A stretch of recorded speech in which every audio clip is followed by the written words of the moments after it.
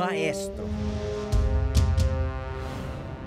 Si Juan Luna bilang pintor, inimpress na imprenta niya na sa buong mundo na ganito kami kagaling. Bayani. May paninindigan siya, may honor siya, may amor proprio. Ngunit mainitin daw ang ulo. Yung magkakapatid, meron silang, they have a bit of a temper. Okay?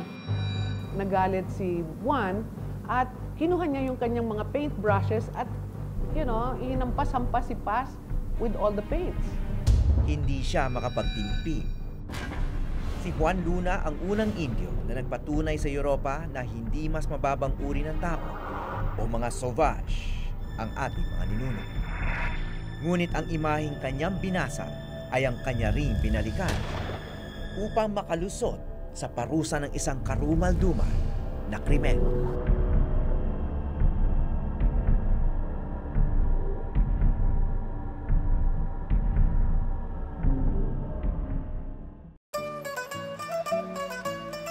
Paris. Lungsod na ngayon ng iba't ibang lahi.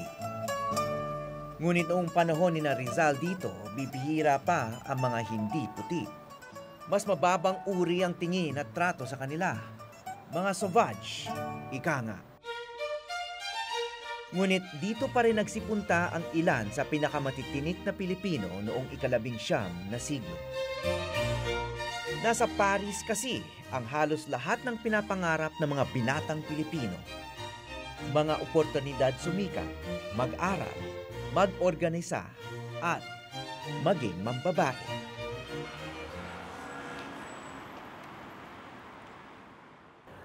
Yung Spain, kung saan siya nag-aral ng art, yung politika doon, yung kultura doon, may pagka-conservative pa eh.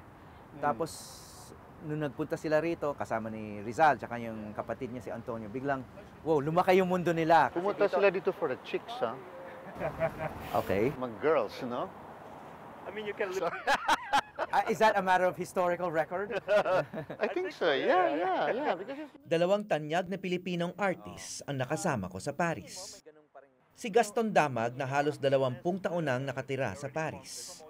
At si Manuel Ocampo na bumibisita sa kanya. even now, you come here for the beautiful girls. No?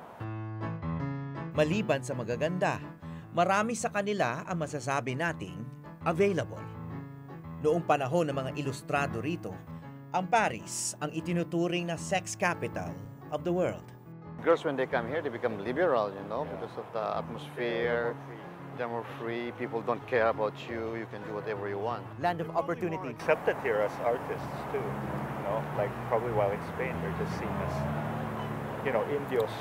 Yeah. And here they're like, oh, they're artists. Yeah, they are completely different. Yeah. Taong 1884 nang lumipat si Luna sa Paris mula sa Madrid. Kapapanalo lang noon ng gintong medalya sa prestigyosong kompetisyon sa Espanya, ang pinakamalaki at pinakatanyag na obra ni Luna, ang Spoliario.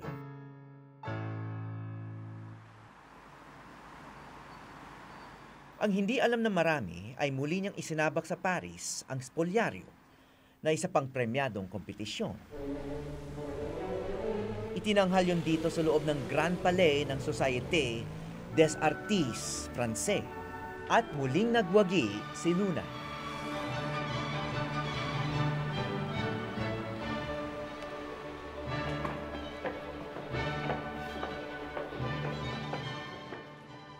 Aktibo pa rin ang organisasyon sa Paris na dating kumilala kay Luna. Binisita namin ang kanilang opisina sa loob ng Grand Palais sa sentro ng lungsod. We're researching a Filipino painter, Juan Luna. We found... Yeah. We He's a found him. very famous Filipino painter in Paris at that Yes. time, 1880s. They told me. Pinaunlakan kami ng kasalukuyang presidente ng society na si Martin de la Louf na maipakita sa kauna-unahang pagkakataon ang records ni Luna sa kanila.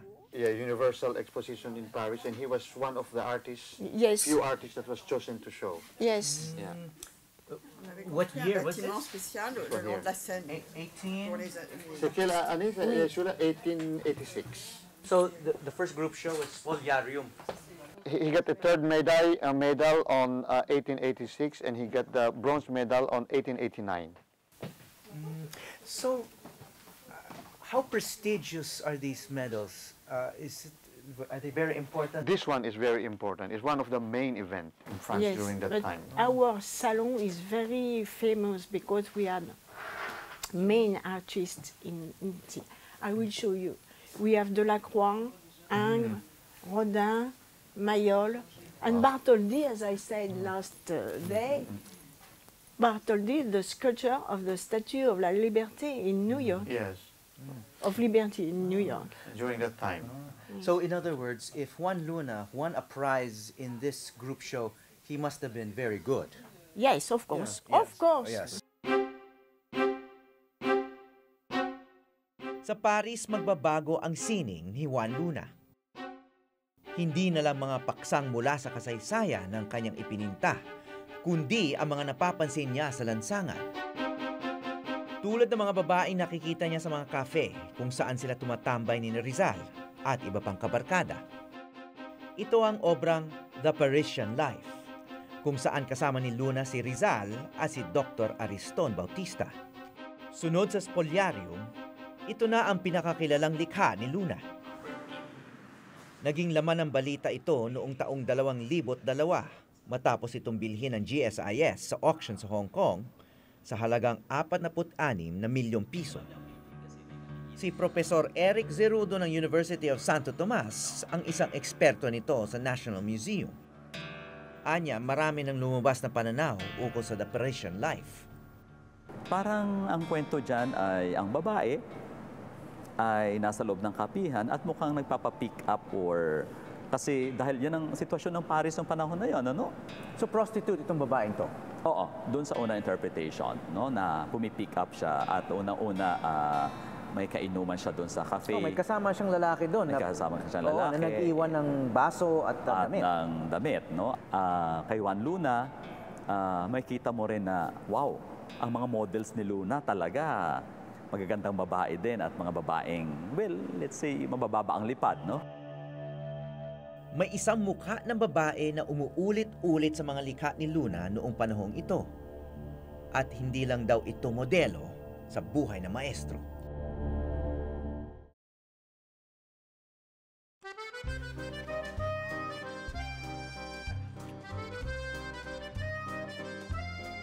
Noong panahon ni Juan Luna at Rizal at maging ngayon, sa mga cafe umiikot ang sosyalan ng mga Parisiano.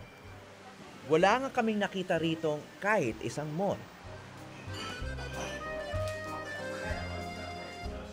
Ang Les Deux Magots ang isa sa pinakasikat na cafe sa Paris at naging tambayan nila Camus, Picasso, Nabokov, Sartre, Hemingway at maaring sina Rizal at Juan Luna dahil malapit lang ito sa tirahan ni Rizal noon.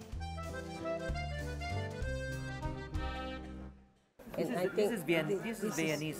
Viennois, yeah. So, yung mga panahon na yun, ganito na rin yung iniinom nila, ganitong kasing kape or...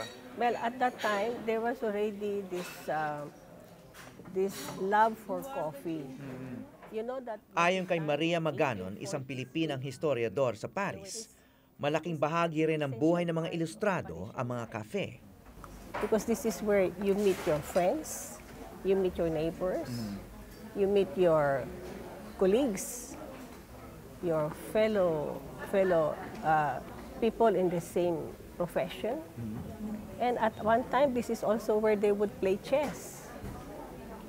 So they can just stay in a cafe, be undisturbed, and stay there for hours, just talking.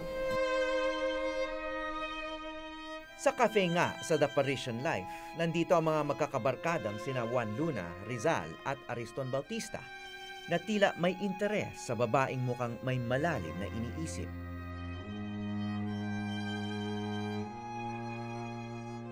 Binata pa si Rizal, ngunit si Luna ay ilang taon nang may asawa. At kapag wala nga sila sa mga cafe, nasa tahanan sila nila Luna at ang may bahay niyang si Paz Pardo de Tavera. Ipinakilala raw ni Rizal si Juan Luna sa mga Pardo de Tavera, isang may kayang pamilyang galing Maynila. Si Rizal ay open house palagi sa aming pamilya because kaklase siya ng isang uncle ko, si Felix, na kapatid ni Trinidad, at so madalas siya sa bahay ng mga Pardo de Tavera. So at that time naman, si Luna inaakit ng lahat because kananalo lang niya ng gold medal. Siyempre para siyang rockstar ng Pilipinas that time. Ang sinusulat naman ni Juan nasa ating mga libraries ay, wow, may nakilala siyang maganda, anak ng Pardo de Tavera. Ngunit ayaw daw ng nanay ni Paz kay Juan Luna. Yung nanay ni Paz na si Juliana, hindi siya sang-ayon doon. Nararamdam niya na magkakaroon ng problema. And then mararamdam din niya na, teka muna, tayo bang babayad ng lahat nito? Bagamat may dugong Kastila, mga nasyonalista ang mga Pardo de Tavera at napilitang lumikas ng Pilipinas dahil sa kanilang pagka-aktivista. Dinners sa bahay ng Pardo de Taveras was mixed. There was all sorts of people. Hindi naman na, Spanish mestizo lang ang pwede dito, or insular, or peninsular, or one of all those titles. Wala. Lahat nagsasamahan doon.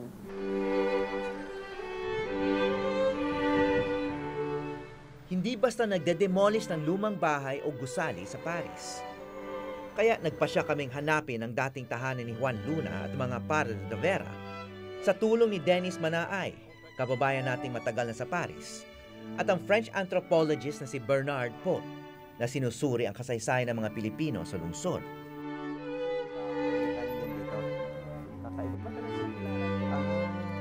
Kasi yung asawa niya Pilipina. Ito yung Villa Dupont. Nang marating namin ang kalye ng tahanan, naisip ko agad na dito rin naglakad ang ating mga bayani. At kahit ibang-iba ang lugar na to sa atin, hindi nalalayo sa kanilang isipan ang lupang sinilangan. Ngayon lang daw makakapasok ang Pilipinong media sa makasaysayang bahay. Maging mga Pilipino sa Paris, hindi pa raw nakakapasok dito. Enchanté, Bernard Pot. Si Pierre Fournier ang may-ari ng bahay ngayon.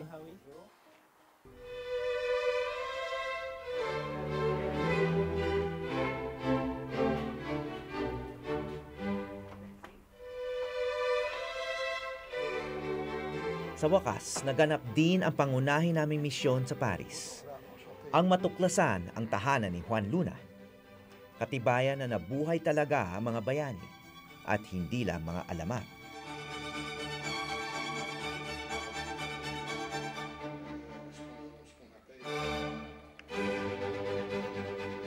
Sa kabila ng mga renovation sa bahay, mababakas pa rin ang mga nasa lumang litrato ni Luna.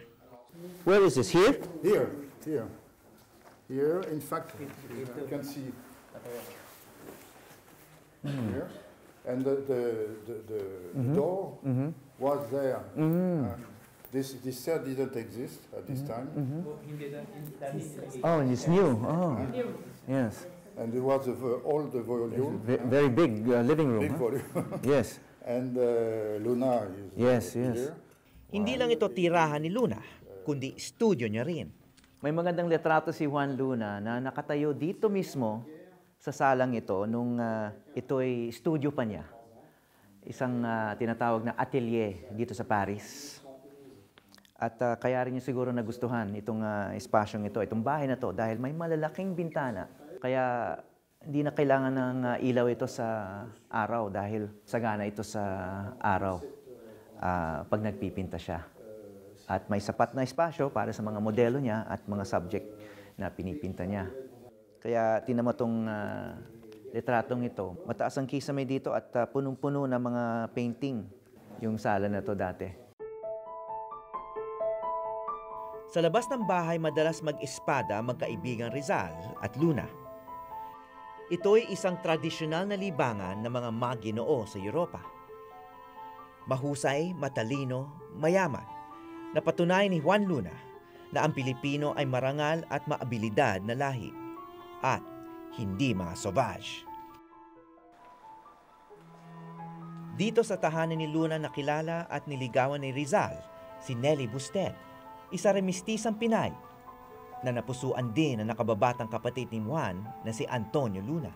In fact, si Antonio, seloso dahil kay Nelly Kay Busted. Nelly Busted, kay Gustong Rizal. magpatayan na kay Rizal, di ba?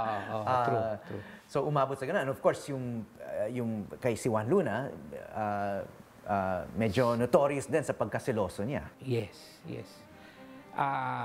Well, true, lumabas yun both sa kapatid, no? And mabigat dun sa nangyari kay Juan Luna nga. Nagumpisa ngayon as jealousy.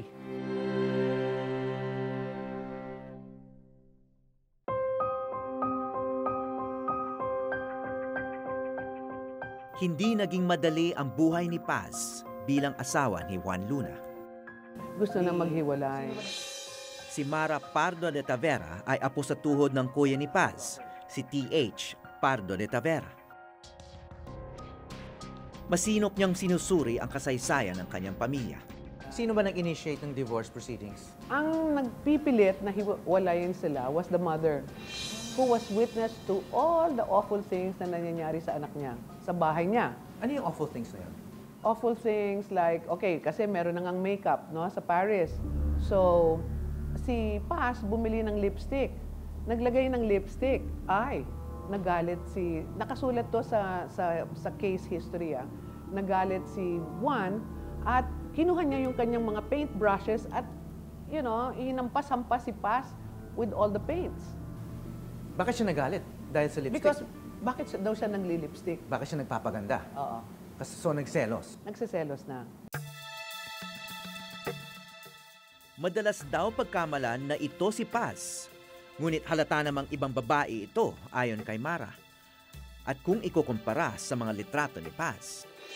You pointed out the mistake. I pointed it out because sabi ko kay that time the director of the National Museum was Father Casal. At sabi ko, Father, unang-una, tignan mo naman lahat itong pictures ni Paz versus this painting. At sabihin mo sa akin na ganun kasama ang work ni Luna na hindi niya magaya yung mukha ng asawa niya. So, pag tinintinin niya sa mga pictures ni Paz, which there are there, oo, tama ka. Kamukha rin ng larawang ito na pinangalanang Minovia, ang babae sa kama sa painting. Isa siyang Pranses, si Angela Dush, na tinawag ni Luna sa kanyang mga notebook na kanyang numero 1 modelo. Siya rin ang babae sa pamosong The Parisian Life na tinititigan ng mga ilustrado. Wala pang historiador na sumuri kung may mas malalim na relasyon sila ni Luna. Ang hindi maikakaila ay pinuri ni Luna ang kagandahan nito sa kanyang notebook at sa dalas niyang naging modelo na maestro at minsay nakahubad pa sa kama, masasabi nating madalas silang magkasama.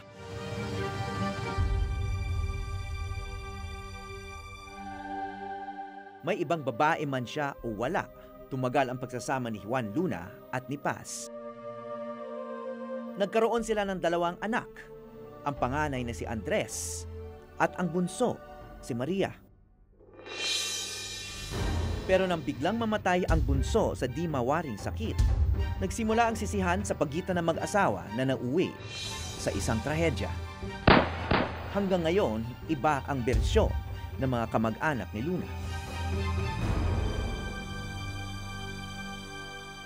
So this one are authentic Luna paintings and you will notice yung shape, no? It's the shape of a cigar box. Apo si Constancio Ongpin ng kapatid na doktor ni Juan, si Jose Luna. Kahoy pa yung mga cigar boxes. No? Which is, if you see now, it's still kahoy and it's actually broken. Biyak pa. Oo. Ano yung pagkaalam niyo dun sa nangyari na yun? Nung nalaman ni Juan Luna na yung wife niya was seeing a Frenchman, no? Doon nag-umpisa yung ano niya, gusto niya makipaghiwalay na. Ang pagka-research ko ganito, no? Nag-uusap sila magkakapatid, yung kapatid nila Maria Paz kay Juan Luna sa baba. Pero yung anak ni Juan Luna, si Andres, no, nilalagnat. So ang ginawa nung magnanay, yung asawa, no, at yung mother-in-law ni Luna, they brought the child up to the room. And during the discussions, no, nagkaroon ng point na si Juan Luna was demanding to see the son. Pero nagkulong sila sa kwarto. At that time, nag-trigger yung init ng ulo ni Juan Luna, no. So, as far as we know, he banged sa door, pero nakalock. At hindi niya mabuksan. And he was shouting. And the Lunas, they have a pistol. Same as, at the time, si Antonio had his own, Luna has his own pistol. Ang accounts was, binaril niya yung knob ng door para mabuksan.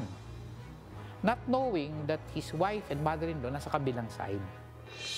So, the shots, lumusot sa pinto, lumusot through and killed his wife and mother-in-law.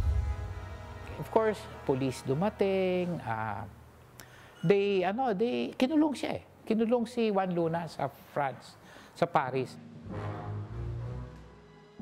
Ang pamilya ng Pardo de Tavera, iba ang paniniwala.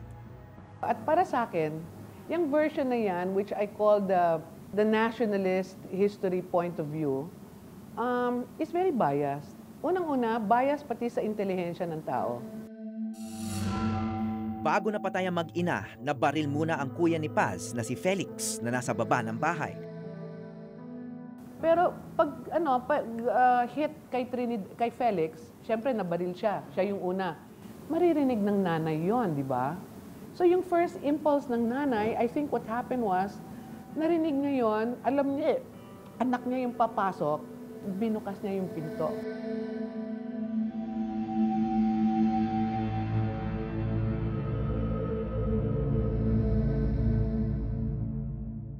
Pagbukas niya ng pinto, kinuha na ni Juan si Juliana, binaril sa harap sa fireplace ng room.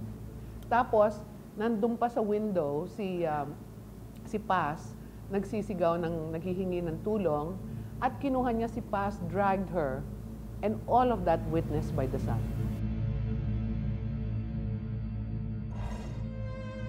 A 23 ng Setyembre, taong 1872 na mangyari ang krimen. Nakulong agad si Luna. Ngunit napalaya rin siya noong Pebrero ng sumunod na taon.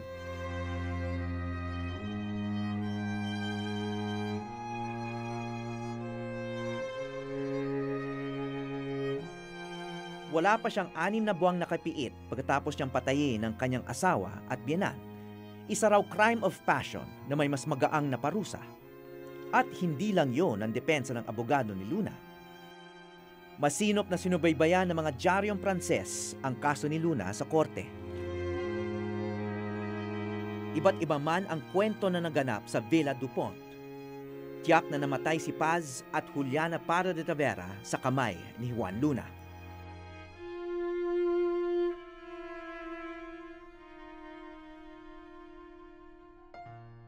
Sa kabila ng lahat ng tagumpay ni Luna at pagpapatunay niya ng kakayahan ng Pilipino, ipinaglaban ng kanyang abogado na siya'y miyembro ng mababang uring lahi at hindi dapat maparusahan.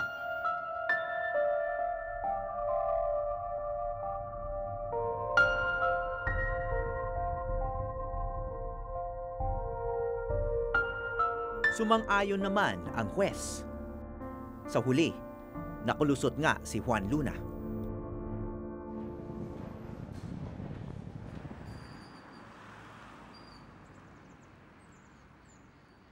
Bago kami umalis ng Paris, may huli kaming hinanap sa pinakakilalang sementeryo sa lungsod. Marami ritong inilibing ng mga pamosong personalidad katulad ni Chopin, yung composer. Yung mga artista rito, halimbawa sila Yves Montand, may mga writer katulad ni Marcel Proust, yung rockstar na si Jim Morrison, dito nilibing, namatay yun sa Paris eh. Pero yung hindi nakalista rito, yung mga Pilipino na kilala sa ating kasaysayan.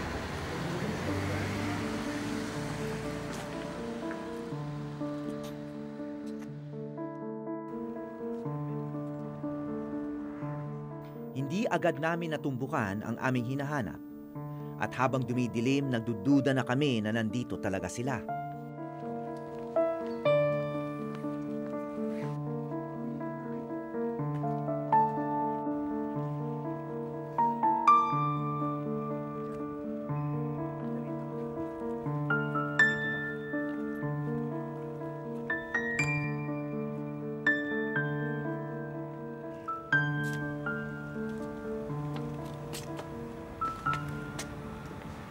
Ito na.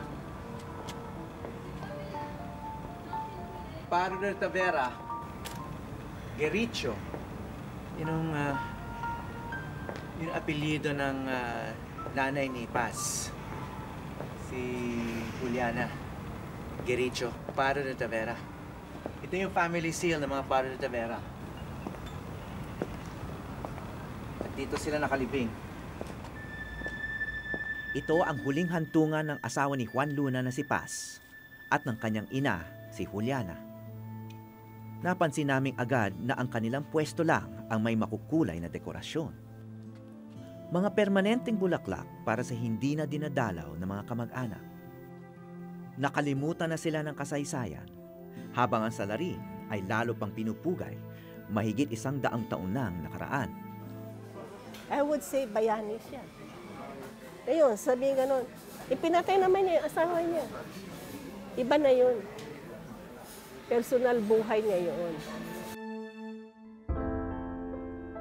Sa modernong panahon, may isang paulit-ulit na batiko sa ating kultura.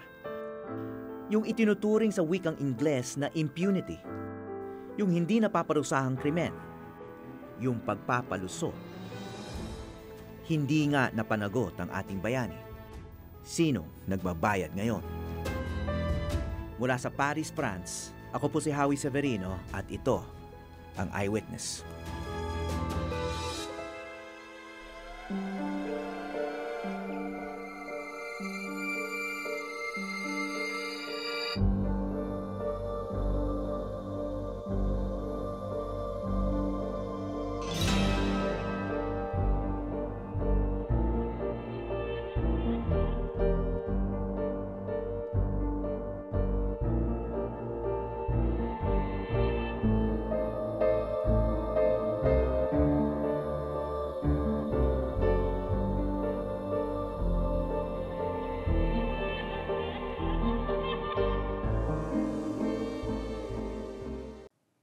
Maraming salamat sa pagtutok sa Eyewitness, mga kapuso. Ano masasabi niyo sa dokumentaryong ito? I-comment na yan at mag-subscribe sa GMA Public Affairs YouTube channel.